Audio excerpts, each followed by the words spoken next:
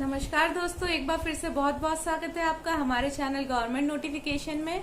दोस्तों आज हम बात करेंगे IISER भोपाल रिक्रूटमेंट 2020 की, मतलब Indian institute of science education and research ने जो है वैकेंसी निकाली हुई है उसकी हम बात करेंगे। तो सबसे पहले हम आपको बता दें कि टोटल 81 वैकेंसीज निकाली हुई हैं जो कि ग्रुप ए, ग्रुप बी और ग्रुप सी के लिए है। तो ग्रुप ए, बी और सी में जो है वो डिफरेंट पोस्ट के लिए डिफरेंट नंबर ऑफ वैकेंसीज हैं। तो हम आपको एक एक करके बताएंगे कि किस ग्रुप में कौन कौन सी पोस्ट आएंगी और उनके लिए क्या क्या नंबर ऑफ वैकेंसीज आपको मिलेंगी। तो चलिए देखते हैं। सबसे पहले ग्रुप ए में अगर हम देखें तो सबसे पहली वैकेंसी जो है वो सुपरिटेंडेंट इंजीनियर की है, जो कि नंबर ऑफ वैकेंसी अगर देखें तो 1 है। सेकंड अगर हम देखते हैं तो डिप्यूटी रजिस्ट्रार की वैकेंसी है, इसमें भी नंबर ऑफ वैकेंसी 1 है। थर्ड पोस्ट है एग्जीक्यूटिव इंजीनियर की, असिस्टेंट एग्जीक्यूटिव इंजीनियर की, जो कि होनी चाहिए सिविल या इलेक्ट्रिकल इंजीनियर के लिए है। तो ये अगर देखें तो इसमें नंबर ऑफ वैकेंसीज जो है इस पोस्ट के लिए वो 2 है। अगर असिस्टेंट रजिस्ट्रार के लिए देखें तो नंबर ऑफ वैकेंसी 7 है। साइंटिफिक ऑफिसर या प्लेसमेंट ऑफिसर के लिए 1 है। स्पोर्ट्स ऑफिसर के लिए भी 1 है। मेडिकल ऑफिसर के लिए भी 1 है और टेक्निकल ऑफिसर ERP के लिए भी 1 है। उसके बाद ग्रुप बी का अगर हम देखते हैं दोस्तों, तो ग्रुप बी में भी बहुत सारी पोस्ट के लिए डिफरेंट वैकेंसीज हैं। तो सुपरिटेंडेंट के लिए अगर हम देखें तो नंबर ऑफ वैकेंसी 3 है टोटल। फिजिकल एजुकेशन इंस्ट्रक्टर की देखें या ट्रेनर की देखें तो 1 है। नर्स के लिए है तो वो भी 1 है। काउंसलिंग सुपरिटेंडेंट के लिए भी टोटल नंबर ऑफ वैकेंसी 1 है। उसके बाद साइंटिफिक असिस्टेंट के लिए भी टोटल नंबर ऑफ वैकेंसी जो है वो 1 है। जूनियर सुपरिटेंडेंट के लिए टोटल 5 वैकेंसीज हैं। जूनियर इंजीनियर के लिए जो कि सिविल या इलेक्ट्रिकल से होंगे, तो सिविल या इलेक्ट्रिकल इंजीनियर होंगे तो उनके लिए जो है टोटल नंबर ऑफ वैकेंसीज 4 हैं। उसके बाद लाइब्रेरी इंफॉर्मेशन असिस्टेंट की 1 वैकेंसी है। जूनियर हिंदी ट्रांसलेटर की जो है वो 1 वैकेंसी है। हिंदी ट्रांसलेटर या हिंदी असिस्टेंट मल्टी स्किल्ड होना चाहिए, तो वो टोटल नंबर ऑफ वैकेंसी 1 है। तो ये हमने ग्रुप बी की बात कर ली। उसके बाद अगर हम ग्रुप सी की बात करते हैं तो ऑफिस असिस्टेंट की जो वैकेंसी है वो मल्टी स्किल्ड इन्होंने रखी हुई है। जो नंबर ऑफ वैकेंसीज हैं वो टोटल 7 है। उसके बाद लैब टेक्नीशियन या टेक्नीशियन की बात करें तो लैब टेक्नीशियन के लिए भी टोटल नंबर ऑफ वैकेंसी 9 है। जूनियर ऑफिसर असिस्टेंट की पोस्ट के लिए देखें जो कि मल्टी स्किल्ड है, उसके लिए भी वैकेंसी जो है 12 है। अगर लैब असिस्टेंट की देखें तो लैब असिस्टेंट के लिए टोटल नंबर ऑफ वैकेंसी 7 है। उसके बाद लैब अटेंडेंट के लिए देखें जो कि सेमी स्किल्ड होंगे, तो उसके लिए टोटल नंबर ऑफ वैकेंसी जो है वो 11 है। तो ये ग्रुप सी की हमने अभी बात की थी। तो अब हम आपको बता चुके हैं ग्रुप ए में कौन कौन सी पोस्ट आएंगी और किस पोस्ट के लिए कितनी वैकेंसी है। ग्रुप बी में कौन कौन सी पोस्ट आएंगी, किस पोस्ट के लिए कितनी वैकेंसी, और ग्रुप सी की भी हम आपको बता चुके हैं। इसके बाद अगर एजुकेशन देखें तो आपके पास हायर सेकेंडरी आपने क्लियर की होनी चाहिए। साथ साथ में आपके पास अगर डिप्लोमा है सिविल या इलेक्ट्रिकल इंजीनियरिंग से तो भी आप इस फॉर्म को भरने के लिए एलिजिबल होंगे।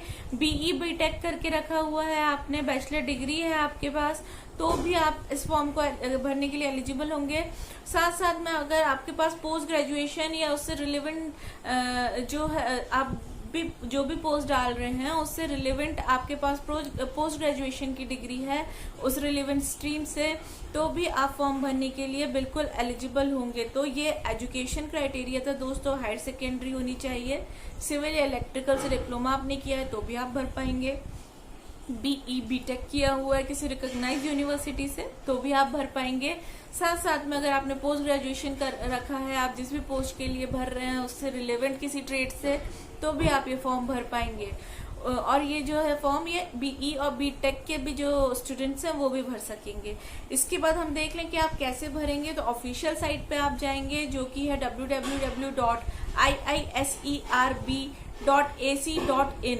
ये जो लिंक है वो हमने आपको बता दिए। साथ साथ में हम आपको डिस्क्रिप्शन बॉक्स में भी लिंक बिल्कुल प्रोवाइड करा देंगे ताकि आपको कोई प्रॉब्लम ना हो। अब हम बात कर लेते हैं कि लास्ट डेट की। तो इस फॉर्म को फिल करने के लिए दोस्तों लास्ट डेट जो है वो 30 अक्टूबर है। तो 30 अक्टूबर 2020 शाम के 5 बजे तक आप जो है फॉर्म फिल कर पाएंगे। तो अगर आप एलिजिबल हैं और चाहते हैं फॉर्म फिल करना तो जल्दी से अपना फॉर्म फिल कर दीजिए, क्योंकि ज्यादा समय बिल्कुल आपके पास बचा नहीं है। हम बता चुके हैं आपको ऑफिशियल वेबसाइट के थ्रू फॉर्म फिल होगा। आप अगर फॉर्म फिल करेंगे तो आपके पास जो है जो भी इम्पोर्टेंट डॉक्यूमेंट्स यहाँ पे लगेंगे वो स्कैन करके आपके डिवाइस में सेव होने चाहिए।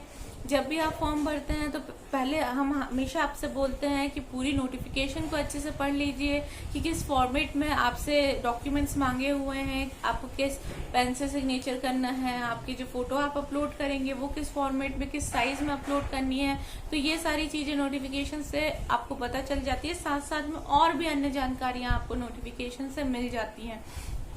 तो किसी भी फॉर्म को भरने से पहले एक बार नोटिफिकेशन अच्छे से जरूर पढ़ा करिए, ये हमारी हमेशा आपसे एडवाइस होती है। साथ साथ में हमने आपको डिस्क्रिप्शन बॉक्स में दोस्तों लिंक देके रखी हुई है हमारे व्हाट्सएप और टेलीग्राम ग्रुप की, तो उसमें भी ज्वाइन हो जाइए ताकि हम आपको समय समय पे नई नई वैकेंसीज के बारे में इंफॉर्मेशन देते रहें। अगर आपको हमारा चैनल अच्छा लगता है यूट्यूब पर तो प्लीज उसे लाइक करिए और सब्सक्राइब करिए। अगर आपको अच्छा लगता है तो अपने फ्रेंड्स को भी शेयर करिए।